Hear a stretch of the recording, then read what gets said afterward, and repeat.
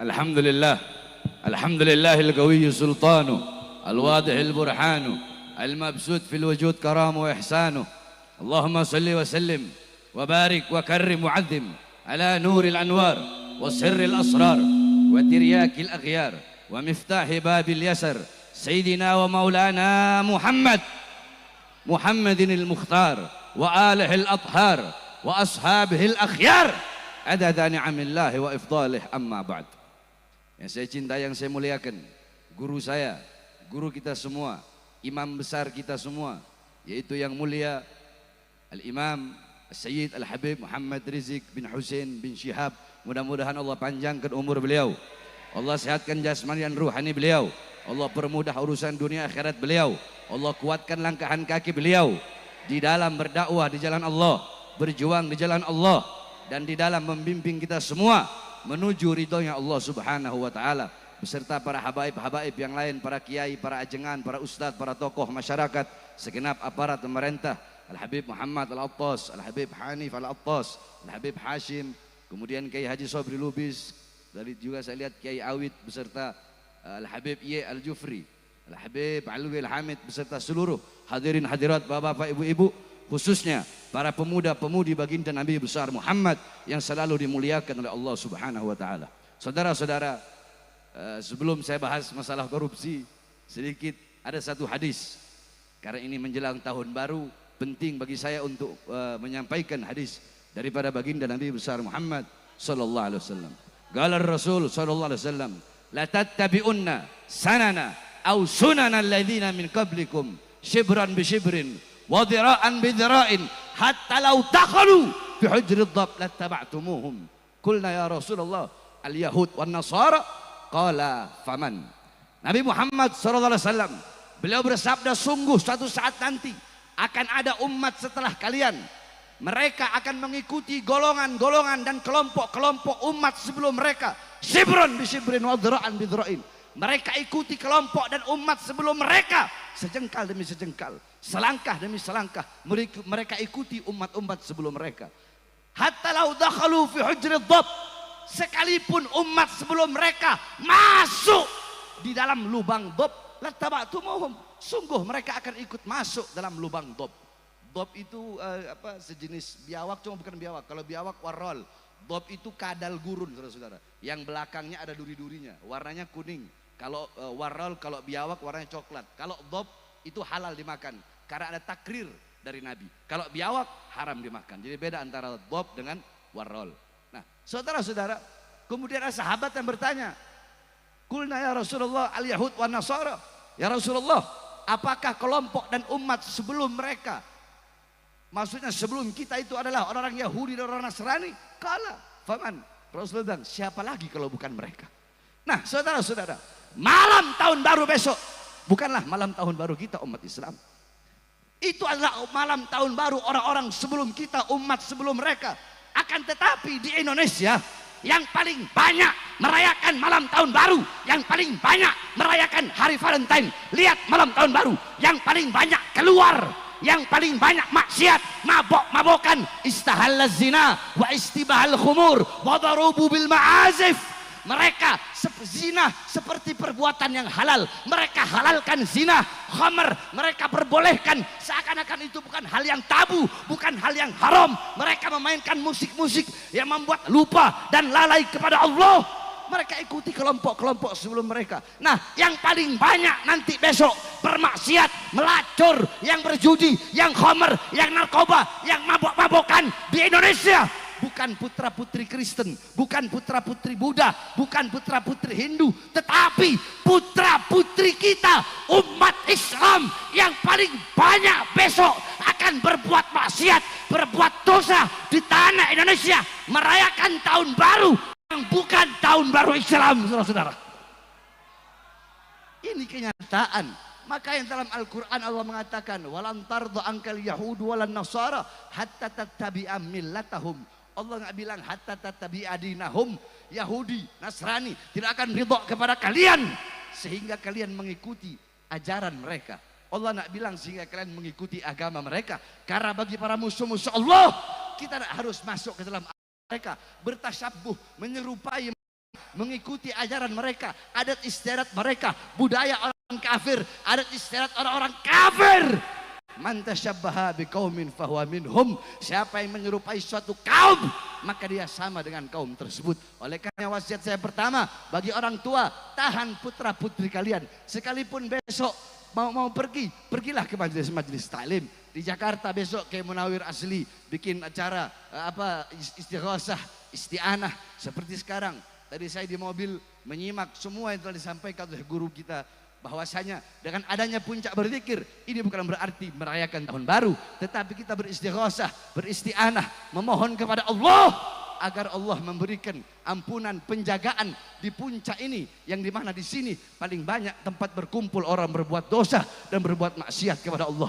Karena jikalau beberapa orang telah dulu, Sayyidatuna Aisyah yang tadi dibilang saya katakan itu, istahalla zina wa istibahal khumur wa darabu bil ma'azif, itu sahabat nanya kepada Sayyidatuna Aisyah, wahai Aisyah, kabarkan kepada kami apa penyebabnya gempa bumi. Cianjur dekat dari puncak, saudara-saudara. Kemarin ada gempa bumi di Cianjur. Dijelaskan Sayyidatuna Aisyah, tidaklah akan terjadi gempa bumi zalzal. Gempa bumi tidak akan terjadi kalau tidak orang-orang mereka menghalalkan minuman keras. Istibahal khumur, istibah itu menganggap minuman keras perkara yang biasa. Wa istahalla zina, menghalalkan zina. Wa dharabu bil ma'azif, mereka memainkan musik-musik yang lahun, membuat lupa dan lalai kepada Allah Subhanahu wa taala. Yang terakhir, saudara-saudara, tadi guru kita menjelaskan tentang bagaimana musyawarah. Saya dengarkan dalam mobil. Nah, saudara-saudara, Nabi Allah Adam alaihissalam, Nabi Adam pernah berkata, idza aradtum an fi'la syai'in faqaddimu thalathata asya'. Hei umatku, hei anak cucuku, hei sekalian manusia, kalau kalian mau melakukan perkara apapun, hal apapun, sebelum melakukan hal itu, perbuatan itu, perkara itu, hendaklah dahulukan 3 perkara. Salah satunya istasyirul akhyar, bermusyawarahlah dengan orang-orang soleh, bermusyawarahlah dengan orang-orang baik. Sebab andaikan dulu aku bermusyawarah dengan malaikat di dalam memakan buah khuldi, pasti malaikat akan memberikan petunjuk kepadaku, ijtihadnya, ra'i pandangannya, jangan aku makan, karena itu bisa membuat aku keluar dari sorga. Sayangnya dulu aku tidak bermusyawarah dengan malaikat. Jadi begitu pentingnya musyawarah. Yang ketiga, tentang korupsi. Saudara-saudara, saya dari dulu setelah ceramah masalah korupsi, kalau masalah korupsi, ya imam, tidak ada tawar menawar. Bagi saya, siapapun yang korupsi, maka hukuman yang paling pantas adalah hukuman mati, saudara-saudara. Banyak sekarang ini pejabat-pejabat, anggota partai, elit-elit partai, sombong dengan partainya. Yang jenderal-jenderal punya pangkat jabatan, sombong dengan pangkat jabatannya. Seakan-akan Indonesia negara milik mereka. Hei, saya sampaikan, Indonesia bukan milik partai politik manapun, bukan milik jenderal manapun. Indonesia bukan milik PDI, bukan milik Gerindra, betul? Bukan milik Golkar, betul? Bukan milik PKS, betul? Bukan milik PKB, betul? Bukan milik P3, betul? Apalagi, kalau saya gak sebut partainya, disangkanya saya orang partai itu lagi. Apalagi? Hah? Bukan milik Nasdem, betul? Apalagi? Bukan milik Berkarya, betul? Indonesia bukan milik Jokowi, bukan milik Prabowo, bukan milik Megawati, bukan milik Kapolri, bukan milik Panglima TNI. Indonesia bukan milik perusahaan-perusahaan asing, bukan milik tambang-tambang asing, tapi Indonesia adalah milik kita bersama, bangsa dan rakyat Indonesia, saudara-saudara. Allahu Akbar. Maka saya sampaikan pada malam hari ini, wahai Prabowo dan kabinet menteri-menterinya, demi Allah, kami pemuda-pemudi Indonesia bersumpah, demi Allah, di Indonesia tidak ada sejengkal tanah pun bagi siapapun yang merampok dan merampas harta bangsa dan rakyat Indonesia, saudara-saudara. Allahu Akbar. Saya tanya semua rakyat, apakah akan memberi walaupun sejengkal kepada para koruptor, kepada para pengkhianat bangsa, kepada pengkhianat bangsa, kepada partai politik manapun? Tidak ada. Jadi kalian semua jangan macam-macam.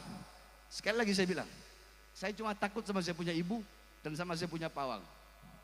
Selain daripada itu iblis saya bahkan. Waktu tanggal 20 Habib, pas pelantikan Prabowo waktu itu, ana ceramah di Lampung, yang hadir puluhan ribu.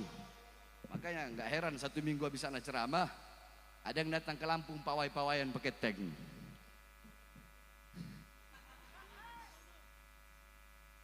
Waktu itu 20 Oktober pas pelantikan presiden. Orang-orang banyak saya lihat ngomong, wah kalau Prabowo jadi presiden, Habib Bahar nggak bakal berani ceramah keras-keras ini. Nggak bakal berani bersuara ini. Tanggal 20-nya kemarin, saya ceramah di Lampung pas pelantikan presiden lagi. Saya ceramah apa saya bilang? Segala kebijakan-kebijakan Prabowo yang menguntungkan rakyat akan didukung oleh rakyat. Betul? Betul. Kebijakan-kebijakan pemerintah Prabowo yang menguntungkan rakyat, yang pro kepada rakyat, khususnya rakyat kecil, rakyat susah, rakyat yang kelaparan, pengangguran, maka kebijakan yang menguntungkan rakyat itu akan kami dukung. Betul? Betul. Terus saya sampaikan lagi ada ujungnya itu. Apa ujungnya? Tetapi kalau sampai Prabowo dan kabinetnya, pemerintahannya membuat kebijakan-kebijakan yang menyengsarakan rakyat, melaporkan rakyat, menderitakan rakyat, saya akan pimpin rakyat untuk melawan mereka, berjuang sampai titik darah menghabiskan saudara. Allahu Akbar. Siap lawan korupsi, siap lawan koruptor, siap lawan pengkhianat bangsa, siap hancur demi negara, siap mati demi merah putih. Allahu Akbar.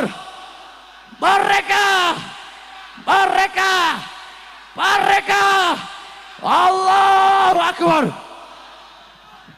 Ini saya sampaikan semata-mata karena kecintaan kami kepada bangsa, rakyat dan khususnya negara kesatuan Republik Indonesia.